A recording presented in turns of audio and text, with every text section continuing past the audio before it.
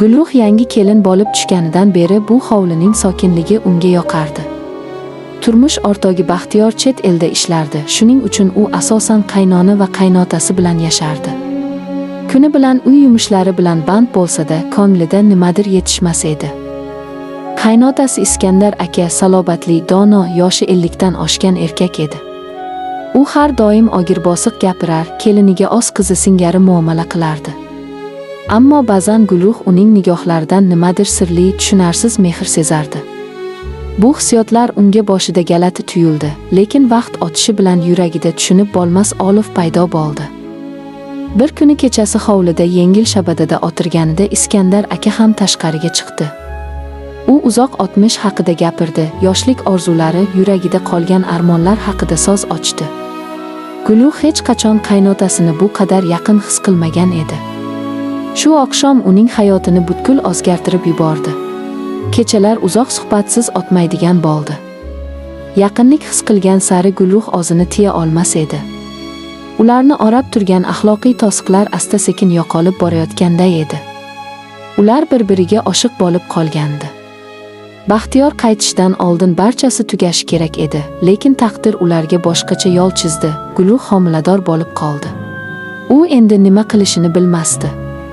Baxtiyor ham, qaynonasi ham bu haqiqatni bilsa, nima? Baxtiyor bolani kimdan ekanini so'raganda u javob bera olmadi. Iskandar aka esa uzoq sukunatdan so'ng o'zini aybdor deb tan oldi. Bu gapni eshitgan Baxtiyor qotib qoldi, jahldan qattiq titray boshladi. Oradan bir necha kun o'tib, u uydan chiqib ketdi.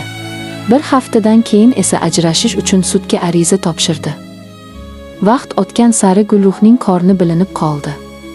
Baxtiyor bolani kimdan ekanini so'raganda u javob bera olmadi. Iskandar aka esa uzoq sukunatdan so'ng o'zini aybdor deb tan oldi. Bu gapni eshitgan Baxtiyor qotib qoldi, jahldan qattiq titray boshladi. Oradan bir necha kun o'tib, u uydan chiqib ketdi. Bir haftadan keyin esa ajrashish uchun sudga ariza topshirdi. Gulruh bolasini dunyoga keltirdi, lekin u hech qachon bu farzandni baxtiyor qila olmadi. Iskandar aka esa bir umr vijdon azobi bilan yashadi. Ular bir-biriga och bo'lmagan, lekin sevgi ham baxt olib kelmagan edi. Taqiqlangan muhabbatning oqibati hech qachon yaxshi tugamaydi. Ba'zan yurak buyurgan yo'l emas, aql tanlagan yo'l to'g'ri bo'ladi. Agar hikoyamiz sizga yoqqan bo'lsa, bizni qo'llab-quvvatlash uchun like bosing va kanalimizga obuna bo'ling. Sizning birgina qo'llab-quvvatlashingiz biz uchun juda muhim. Yana shunday qiziqarli va hayajonli hikoyalar uchun biz bilan birga qoling. Obuna bo'lishni unutmang.